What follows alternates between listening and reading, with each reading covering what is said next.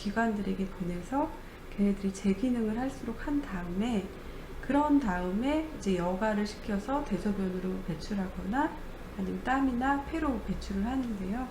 이런 것들 일련의 모든 것들을 우리는 대사활동이라고 하잖아요.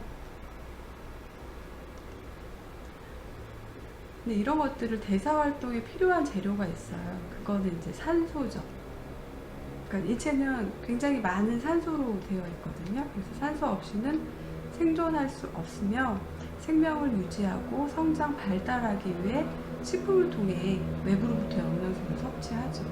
그러면 대사를 통해서 에너지를 발산하고 또 체내로 발출하고, 그래서 영양소가 체내에 들어오면 수많은 효소의 작용으로 물질 대사가 일어나는 거죠. 그 영양 호소라든가 이런 것들, 얘네들을 산화시키고 분해해서 제각각에 갈 수 있도록 하는 것인데, 여기서 중요한 거는 그런 것들이 찌꺼기가 생긴다. 활성산소. 그러니까 활성산소는 우리가 피하려고 할래야 피할 수가 없는 거죠. 근데 우리가 그 건강하게 오래 사는 사람들의 특징을 보면 그 공통적인 특징이 있는데 되게 소식을 하더라는 거예요. 그리고 되게 규칙적인 생활을 하고 또한 스트레스를 받지 않는데, 이 모든 것들이 이제 활성산소의 원인 요소잖아요. 그것처럼 우리가 음식을 체내에 되게 많이 축적을 해도 이 활성산소가 체내에 쌓이게 돼요. 이제 몸이 붓고 그럼 살이 찌는 형태가 되는 거예요. 그래서 산소는 체내의 영양소를 산화하죠. 우리가 산소가 있어야 불이 타는 것처럼 산화해서 에너지를 만들어주고요. 그중 유익한 산소가 95%고요. 그중 유해한 산소가 5%인데 이게 바로 활성산소, 프리레디칼이다, 이렇게 생각하시면 돼요. 그래서 활성산소는 인체를 구성하고 있는 각종 세포의 여러 대사 과정에서 끊임없이 이루어지죠. 세포 안에서도 이루어지고 기관 안에서도 이루어지고, 우리는 지금 선생님도 여러분께 말을 하는 순간에도 계속 숨을 쉬면서 대사를 하고 있고 아까 먹은 음식들을 소화하고 있을 거예요. 생성되고 있으며 병원체나 이물질들을 제거하기 위한 방어 과정에서 다량 생산된다. 그러니까 우리가 소화 과정, 대사 과정에서도 기본적으로 활성산소가 생겨나지만 우리 외부 환경, 유해한 외부 환경, 바이러스 여러 가지로 인해서도 활성산소가 생기다 보니 우리는 옛날에 살았던 방식보다 활성산소가 더 많이 생기는 거죠. 그래서 항산화 하잖아요. 왜 이런 말이 나왔냐면, 이 활성산소는 모든 것들이 산화되고 대사되면서 생겨나는 구산물이잖아요. 그거 항산화는 산화하는 걸 방지한다. 그래서 항산화 물질들을 많이 섭취하게 되는데요. 그래서 항산화 화장품, 항산화 음식 이런 것들이 많이 이제 이슈가 되고 있는 상황이에요. 그래서 건강을 위해서 체내에 쌓여 있는 활성산소를 제거하는 것도 중요하고, 또 활성산소가 많이 쌓이는 거를 방지하는 것도 중요하다는 거죠. 근데 현대 질병의 90% 이상이 활성산소에 의해서 발생한대요. 활성산소는 유전자에도 변이를 가져다 주잖아요. 그래서 여러 가지 병의 원인이 된다라고 할 수 있어요.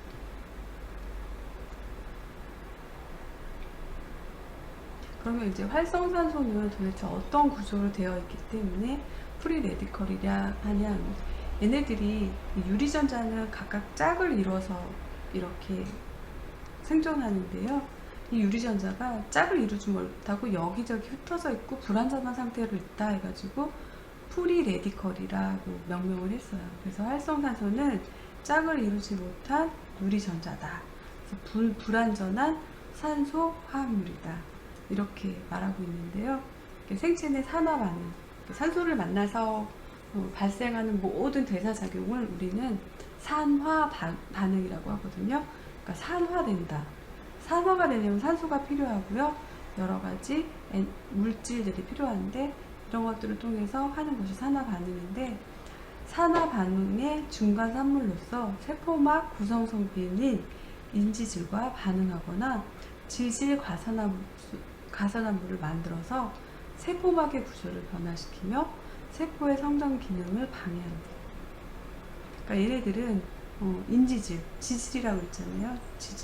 지방과 단백질에 반응해서 얘네들을 세포막의 구조는 대부분 그 단백질과 지방으로 되어 있잖아요. 얘네들을 파괴시키고 그러면서 피부를 노화를 하게 되고 정상적인 피부를 파괴하다 보니 나중에 질병에 취약해지는 상태가 된다고 합니다.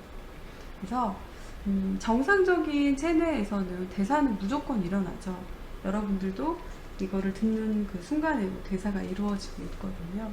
여러 가지 외부 환경에 의해서, 외부 환경을 유해 환경이라고 할게요. 이런 것들에 의해서 활성산소인 유리기가 끊임없이 생겨나는 거예요.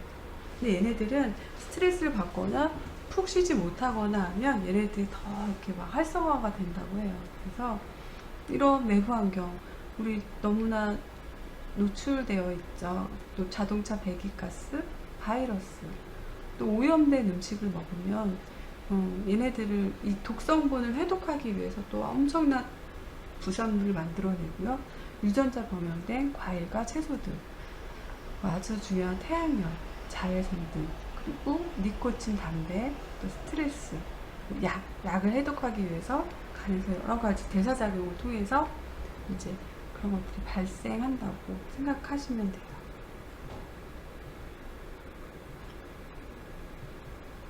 그래서 활성산소가 몸속에서 강력하게 산화작용을 하면 세포와 단백질, DNA가 손상된다. 세포 구조와 기능 신호 전달 체계에 이상이 생겨 모든 노화의 원인이 된다. 그리고 질병의 원인이 된다. 이렇게 생각하시면 돼요.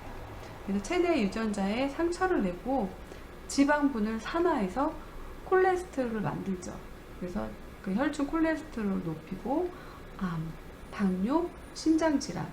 심장질환은 왜 생기냐면 그 활성산소가 독소잖아요. 근데 심장은 여러 가지 독이나 여러 가지 안 좋은 것을 여과시켜서 소변으로 배출하는데 이런 것들을 심장에서 심장이 할 수 있는 할당량을 넘어선 거예요. 그러니까 심장이 손상을 받고 심장 질환이 생기는데 아주 위험하죠. 심장 신유염이나 그런 것들이 걸리면 투석을 하잖아요. 그래서 굉장히 위험하다라고 할 수 있어요. 고혈압 등 각종 성인병을 일으킬 뿐만 아니라 피부 노화를 촉진시키는 원인이 된다. 그래서 선생님이 이 활성산소에 대해서 책에서와 이제 여러 가지 검색을 해서 좀 정리를 해봤어요. 그 정도로 활성산소가 되게 중요하다. 이렇게 생각하시면 여러분들이 이제 현장에 나갔을 때 피부가 왜 늙어요? 왜 늙는 거예요? 이렇게 했을 때 결국 원인은 활성산소였더라. 이렇게 설명할 수 있는 거죠. 근데 이 활성산소가 생기는데 우리 시체가 얼마나 똑똑하고 스마트해요. 근데 얘네들을 제거하는 효소들이 있어요. 제거 효소들이. 그래서 효소에 의해서 산화되지만 또 얘를 제거하는 효소들이 있는 거예요. 그래서 과산화물 제거 효소, 글루타티온 가산화 효소, 카탈라이제 이런 것들이 이제 이 활성산소들을 이제 제거하는데요. 나이가 들수록 유르기가 더 증가돼요. 왜 그럴까요? 그러니까 나이가 들면 뭔가 누적되는 거잖아요. 나이테처럼. 그러니까 계속 체내에 쌓이는 거죠. 아무리 제거를 한다고 해도, 내가 운동을 한다고 해도 혈중에 아니면 조직에 조금씩 그런 활성산소들이 쌓이는 거예요. 그래서 이거를 방어해주는 이런 효소들만으로는 제거하기가 힘들어서 우리는 독소를 뺀다. 황산화제를 먹는다. 아니면 해독, 독소 이런 것들을 프로그램을 통해서 우리가 이제 활성산소를 제거해서 질병으로부터 이제 피해간다. 이런 것들을 많이 하죠. 그래서 외부로부터 황산화제를 섭취하는 것이 노화를 지연시키는 게 도움이 된다. 근데 황산화제만 먹는 것이 중요한 게 아니라 이제 생활습관, 외부에 있는 여러 가지 유해한 것, 수면 부족 이런 것들을 통해서도 노화를 많이 늦출 수가 있는 거예요. 그래서 내적 노화의 지연은 여러 가지 비타민이나 무기질의 충분한 섭취가 중요하겠고요.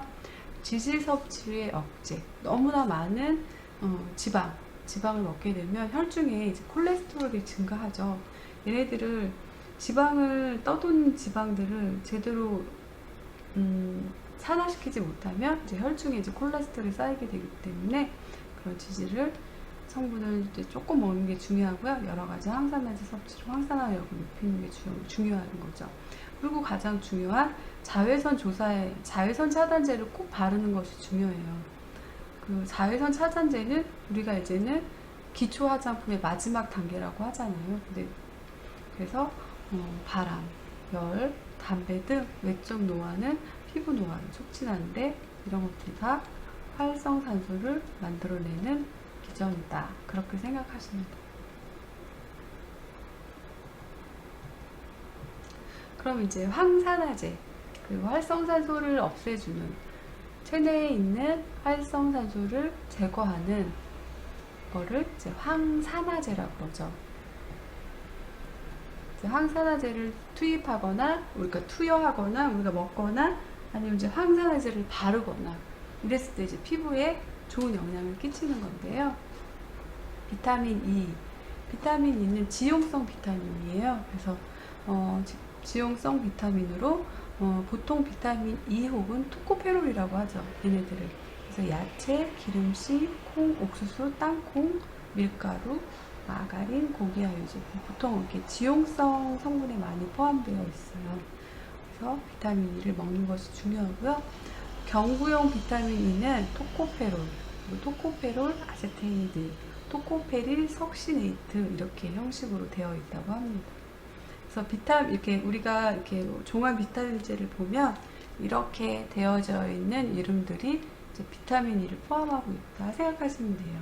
그래서 비타민 E는 산화적 스트레스에서 피부를 1차적으로 보호하죠.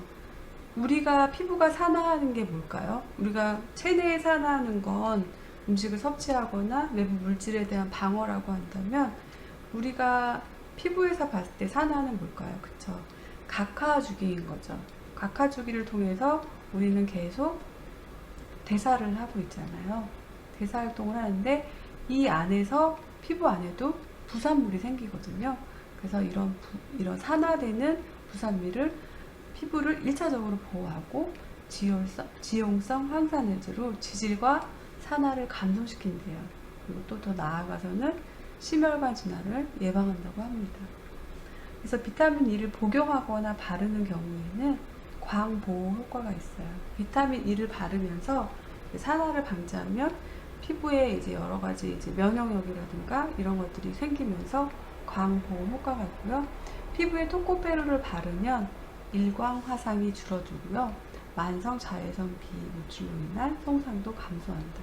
그래서 우리가 보통 그 피부과에서 그 레이저 시술을 받잖아요. 그러면 우리가 비타민 E 크림을 처방받아요. 그래서 보통 1000IU, 저번 10,000IU 이런 식으로 처방을 받거든요. 그래서 그걸 바르고 그런 다음에 우리가 어떤 시술을 받으면 가장 조심해야 될 게 자외선이잖아요. 그래서 이 아이유 크림을 바르면서 재생을 돕기도 하고 그 위에 또 선크림을 발라서 일광 화상으로부터 피부를 보호하는 거예요. 우리가 기회가 된다라면 비타민 E 오일이나 비타민 E 크림을 바르는 거는 되게 도움이 많이 돼요. 왜 그러냐면요.